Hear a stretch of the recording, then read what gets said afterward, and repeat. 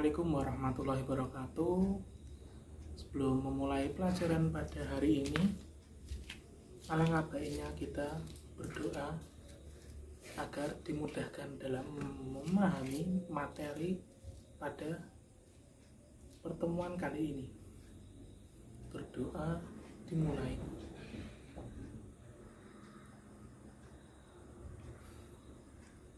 Selesai. Lalu presensi hari ini saya sudah masukkan ke dalam grup WhatsApp ya. Ada linknya, silahkan diisi dengan harus jujur.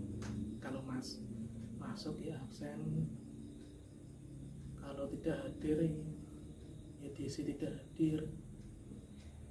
Oke, kali ini kita akan membahas materi tentang ceramah, dari pengertian, ciri, struktur, dan kebahasaan dari ceramah itu sendiri. Tapi sebelum itu saya akan menampilkan sebuah ceramah bagian isi. Berikut video tersebut. Allazi khalaqal mauta, dia yang menciptakan mati, wal hayata, dia yang menciptakan hidup. Untuk apa? Liyabluwakum ayyukum ahsanu amala, untuk menguji siapa yang paling baik amalnya.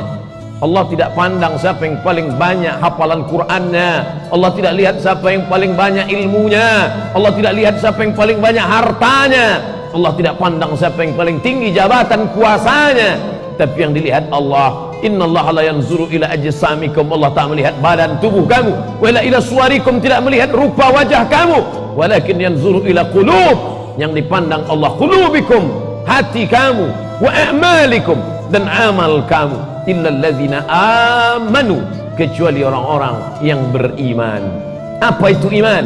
At-tasdiqu bil qalbi, dibenarkan oleh hati. Cukupkah hati saja? Tidak. Al-iqraru bil lisan, diucapkan dengan lidah. Maka bersyahadat bagi yang mu'allaf masuk Islam, disaksikan. Selesai salat Jumat ini, kata pengurus masjid, jangan pulang karena kita menyaksikan ada saudara kita yang akan bersyahadat. Lalu ditanya, apakah engkau bersyahadat karena ada paksaan? Tidak. Apakah karena hanya ingin menikahi muslimah anak orang Islam? Tidak. Lalu kenapa? Karena kesadaran. Maka disaksikan semua orang beriman, dia berkata asyhadu an la ilaha illallah. Cukupkah hanya itu? Tidak. Karena banyak yang percaya kepada Allah tapi menolak Muhammad, maka disertai dengan asyhadu anna Muhammadan Rasulullah. Itu yang diulang dalam azan, itu diulang lagi dalam iqamat, itu yang diulang lagi dalam tasyahud awal, itu juga yang diulang lagi dalam tasyahud akhir. Bahkan dalam ucapan zahir dan batin kita tetap menyertakan dia. Tak nampak di pelupuk mata, tapi kita ucapkan salam kepadanya, assalamu alayka ya Rasulullah. Lalu kemudian setelah orang beriman, tak cukup hanya hati, disertai dengan lidah. Wal amalu bil arkan, anggota tubuhnya ikut beramal. Illal ladzina amanu, orang beriman dia tidak masuk dalam yang rugi. Lalu setelah itu barulah Allah berkata wa amilus salihat, orang-orang yang beramal saleh. Orang selalu menyangka amal saleh itu puasa, maka banyak puasa Senin Kamis. Orang menyangka amal saleh itu zakat, maka dia banyak bayar zakat fitrah, zakat mal. Orang menyangka amal saleh itu adalah baca Quran, khatam Quran. Betul, tidak salah, itu semua amal saleh. Tapi makna amal saleh yang umum adalah semua perbuatan yang dilandasi iman atas nama Allah. Baik, materi kali ini kita akan membahas ceramah. Lalu, apa itu ceramah? Menurut KBBI, arti ceramah adalah pidato oleh seseorang di hadapan banyak pendengar mengenai suatu hal, pengetahuan, dan sebagainya.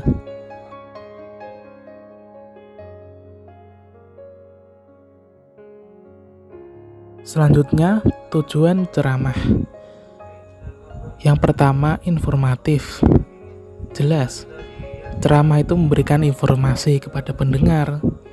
Yang kedua, persuasif, yaitu mengajak pendengar agar mengikuti apa yang telah disampaikan.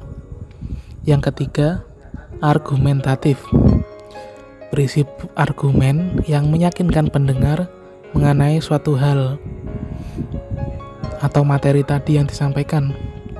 Keempat, deskriptif, yaitu menggambarkan tentang suatu hal atau suatu topik pembahasan dari ceramah itu sendiri. Yang kelima, reaktif, yaitu menghibur pendengar agar merasa puas. Dan yang keenam, naratif, bersifat menceritakan suatu hal kepada pendengar.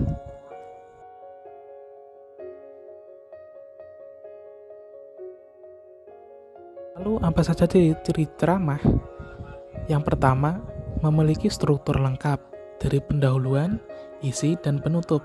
Yang kedua, bersifat objektif, jelas, dan harus benar. Yang ketiga, menggunakan bahasa yang santun. Yang keempat, sesuai dengan keadaan atau fakta yang terjadi.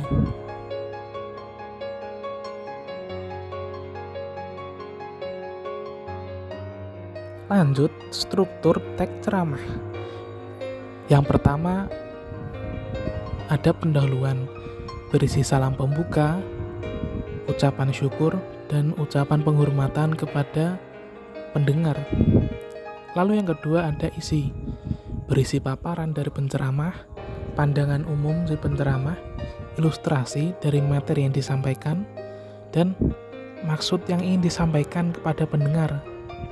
Dan yang terakhir ada penutup, yaitu berisi simpulan dari materi yang telah disampaikan tadi, lalu ucapan permohonan maaf atau permintaan maaf. Jelas, kita sebagai manusia pasti melakukan kesalahan, baik itu disengaja maupun tidak disengaja. Dan yang terakhir adalah salam penutup, sebagai tanda ditutupnya suatu ceramah.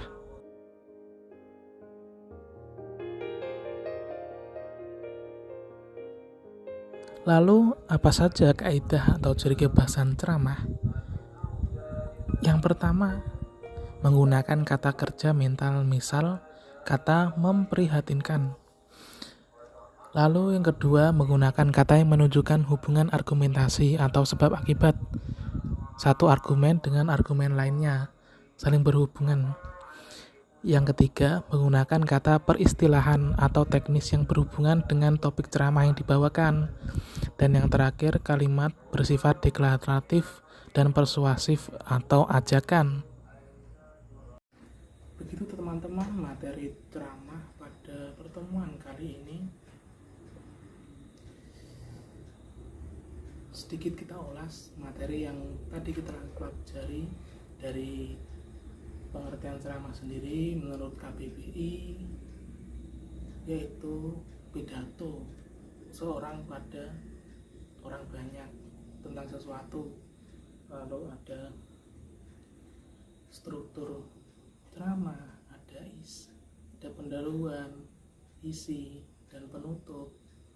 Lalu struktur kebahasaan, menggunakan kalimat kata-katanya bersifat deskriptif dan persuasif, ajakan. Dan terakhir, sebelum kita menutup pelajaran kali ini, saya beri tugas berupa memilah-milah bagian dari pidato.